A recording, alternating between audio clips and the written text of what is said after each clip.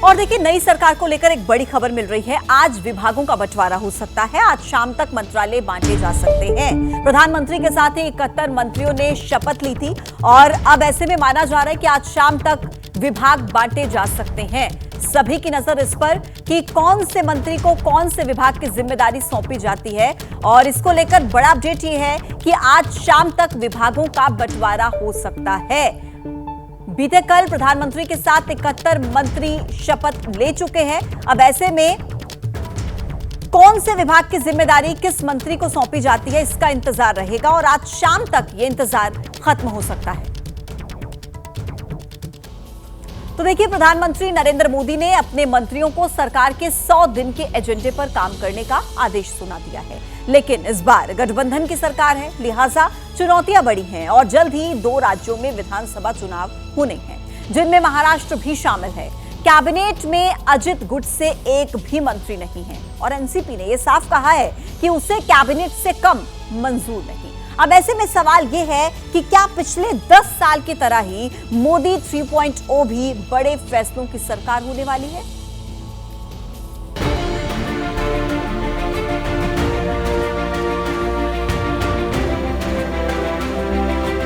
नरेंद्र मोदी की अगुवाई में लगातार तीसरी बार एनडीए सरकार सत्ता संभाल चुकी है। पीएम मोदी के नए मंत्रिमंडल में उनके अलावा 71 मंत्रियों को शपथ दिलाई गई। इनमें 30 कैबिनेट मंत्री शामिल हैं। मोदी 3.0 सरकार में ओबीसी के 27, एससी के 10, एसटी के 5 और अल्पसंख्यक समुदाय से 5 मंत्रियों को शामिल किया गया है। हालांकि मुस्लिम समुदाय से किसी भी चेहरे को जगह नहीं मिली। इसके अलावा क्षेत्रीय समीकरण का भी ध्यान रखा गया। दक्षिण के राज्यों से भी मंत्री बनाए गए हैं। साथ ही उन राज्यों पर भी खास ध्यान दिया गया जहां कुछ महीनों में चुनाव होने वाले हैं। इसी साल हरियाणा में चुनाव होना है, जहां पर बीजेपी पिछले 10 साल से लगातार सत्ता में है। पिछली बार लोकसभा चुनाव में बीजेपी को सभी 10 सीटों पर जीत मिली थी। हालांकि इस बार उसे झटका लगा है और महज 5 सीटों से ही संतोष करना पड़ा। लेकिन विधानसभा चुनाव साधने के लिए हरियाणा से 3 मंत्री बनाए गए हैं।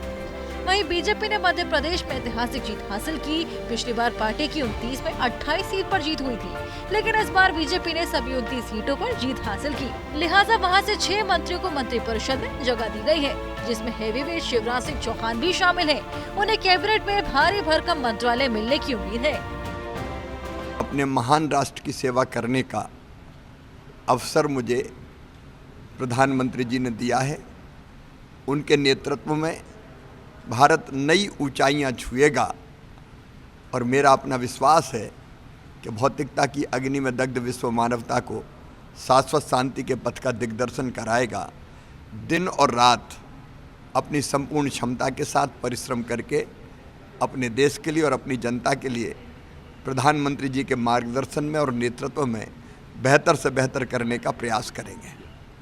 यूपी में इस बार बीजेपी को झटका जरूर लगा, लेकिन पार्टी ने सबसे बड़े राज्य से सबसे ज्यादा मंत्री बनाने का फैसला लिया, जिसमें जातीय समीकरण और सहयोगी दलों की हिस्सेदारी का भी ख्याल रखा गया। राजपूत समाज से 2 मंत्री राजनाथ सिंह और कीर्तिवर्धन सिंह को बनाया गया। ब्राह्मण समाज से 1 मंत्री जितिन प्रसाद को बनाया गया। सिख समाज से 1 मंत्री हरदीप सिंह पुरी को बनाया गया, जो यूपी से राज्यसभा सांसद है। जाट समाज से 1 मंत्री जयंत चौधरी को बनाया गया, जो सहयोगी दल आरएलडी से आते हैं।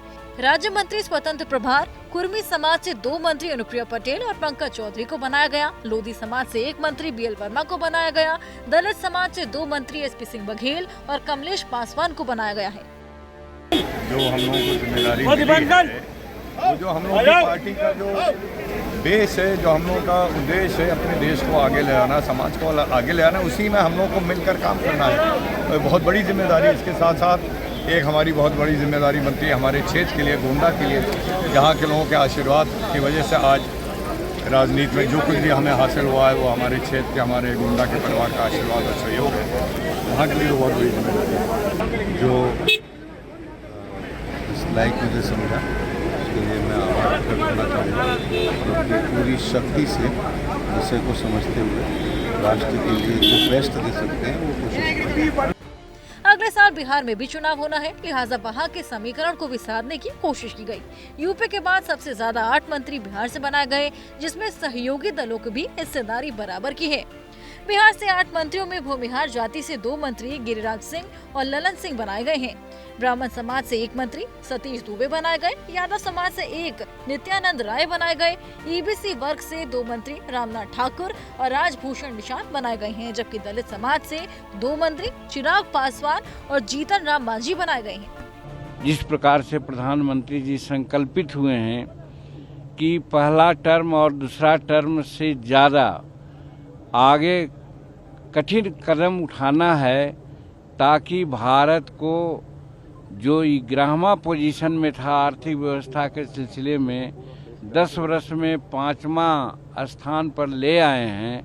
और आज नरेंद्र मोदी जी की एकदम दृढ़ संकल्प है कि 2024 से 2029 के बीच में हम भारत को संसार का तीसरी अर्थव्यवस्था के रूप में ले आएंगे। महाराष्ट्र में भी इसी साल चुनाव होने वाले हैं, लिहाजा वहां का भी ध्यान रखा गया। वहां से 6 मंत्रियों को शामिल किया गया, जिसमें बीजेपी से 5, शिवसेना से 1 राज्य मंत्री स्वतंत्र प्रभार बनाए गए। हालांकि तीसरे सहयोगी एनसीपी को भी 1 स्वतंत्र प्रभार का राज्य मंत्री का ऑफर दिया गया, लेकिन पार्टी ने ऐन वक्त पर मंत्री बनाने का फैसला टाल दिया। एनसीपी की तरफ से कहा गया कि पार्टी की तरफ से प्रफुल्ल पटेल को कैबिनेट में शामिल करने की मांग रखी गई, लेकिन बीजेपी से स्वतंत्र प्रभार का राज्य मंत्री का ऑफर मिला। अब चूंकि प्रफुल्ल पटेल यूपीए सरकार में कैबिनेट मंत्री रह चुके हैं, लिहाजा वो स्वतंत्र प्रभार के राज्य मंत्री नहीं बनना चाहते। पार्टी बाद में मंत्री पद के ऑफर पर फैसला लेगी। प्रफुल्ल पटेल साहब, उन्होंने कैबिनेट मिनिस्टर के नाते बहुत दफा सेंट्रल में काम किया है और कैबिनेट मिनिस्टर होते हुए फिर इंडिपेंडेंट चार्ज लेना हमें ठीक नहीं लगा। इसलिए हमने बताया कि हम रुकने के लिए कुछ दिन के लिए तैयार है, लेकिन हमें कैबिनेट मिनिस्टरशिप चाहिए। एनसीपी के मंत्री परिषद में शामिल होने से कई तरह की अटकलें भी लगी, नाराजगी की बात भी कही गई, विपक्ष ने इसे लेकर तंज भी कसे, जिसके बाद खुद प्रफुल्ल पटेल ने सफाई दी।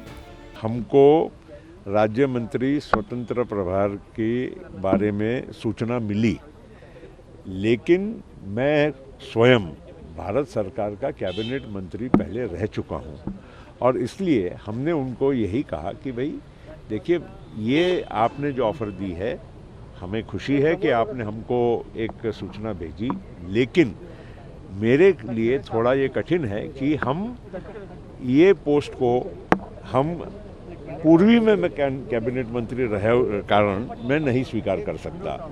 इसमें कोई ऐसा मतभेद नहीं है, कोई मतलब जो भी कोई अटकलें लगाई जा रही, ऐसी कोई भी बात नहीं है। सब कुल मिलाकर मोदी सरकार का मंत्री परिषद आकार ले चुका है। उम्मीद है कि आज मंत्रालयों का बंटवारा भी हो जाए, उसके बाद मोदी 3.0 का गणपथ शुरू हो जाएगा, जिसकी तैयारी पीएम ने खुद कर रखी है। 100 दिन का एजेंडा पहले से ही तैयार है। दिलचस्प ये देखना है कि किसके हिस्से कौन सा मंत्रालय आता है।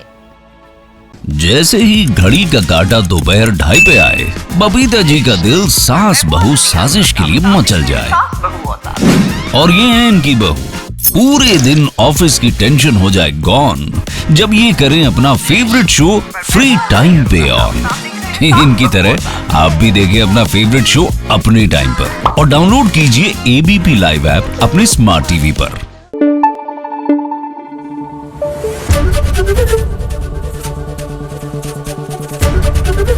एबीपी न्यूज आपको रखे आगे।